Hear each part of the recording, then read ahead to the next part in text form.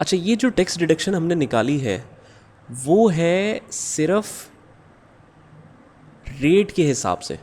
मतलब हमने देखा कि अगर एक एम्प्लॉय की सैलरी इसके दरमियान फॉल कर रही है 4 लाख या 7.5 लाख के दरमियान, तो 5% के हिसाब से उसकी टैक्स डिडक्शन एनुअल कितनी बनती है। लेकिन कुछ कंडीशंस ऐसी भी हैं जिधर सैलरी उसकी ऐसे किसी ब्रैकेट में फॉल कर रही है जिस पे कुछ स्पेसिफिक फिक्स चार्ज भी आता है besides the normal tax deduction. उस सिचुएशन में क्या करेंगे? एक्चुअली तो देखा जाए तो ये भी वी लुकअप है।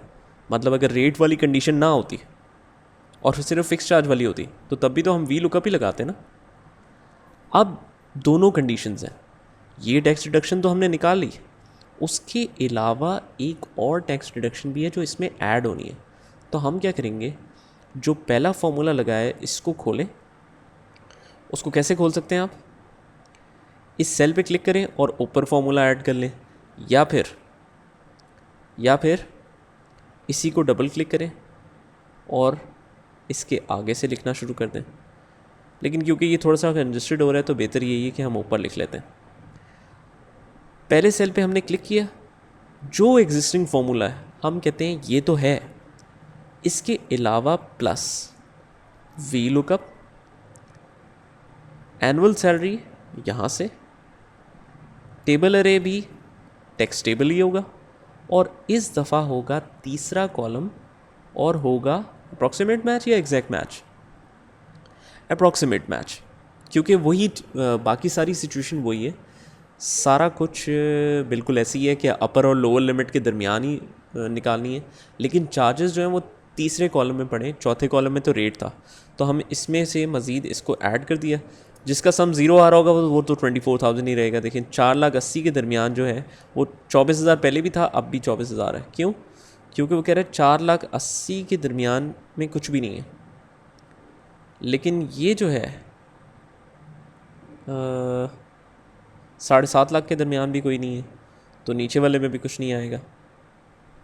लेकिन ये देखें 9,60,000 में वाले में चेंज हो जाएगा, ठीक है, बाकी कुछ में चेंज हो जाएगा। तो जिस तरह से उसकी एनुअल सैलरी होगी उसके हिसाब से ये डबल टैक्सेशन हमने कर ली। अच्छा, उसके बाद तो बड़ी सिंपल सी चीज़ है, हमने नेट सैलरी निकालनी है, इक्वल्स टू जो भी एनुअल सैलरी है उसमें से टैक्स डिडक्शन हमने निकाली, तो ये नेट सैलरी आ गई। और मज़ीद उसमें जो लोन डिडक्शंस हैं या अदर डिडक्शंस हैं वो माइनस करके आपने नेट टू पे कितनी नेट सैलरी देनी है आपने उसको, वो निकालनी है। तो वो भी बड़े सिंपल है कि हम क्या करेंगे, इक्वल्स टू हम कहेंगे ये जो सैलरी है उसमें से माइनस करो। अगर तो डिडक्शन ज़्यादा हैं तो आप minus this minus this minus this तो कितनी दफ़ा करना पड़ेगा। कर तो हम ये भी सकते हैं, नेट सैलरी किया minus this cell minus this cell, ये भी लगा सकते हैं। लेकिन हम माइनस सम ऑफ दिस भी तो कर सकते हैं। हम कह सकते हैं नेट सैलरी वाला सेल सेलेक्ट किया minus sum of these two. ये करने के बाद हमने कर दिया एंटर। वैसे ब्रैकेट क्लोज करनी चाहिए, लेकिन अगर हम एंटर कर भी दें तो ये ख़ुद ब खुद ऑटोमेटिकली करेक्ट करेगा। हम इसको येस करेंगे और डबल क्लिक करके इसको ड्रैग कर देंगे। सिंपल।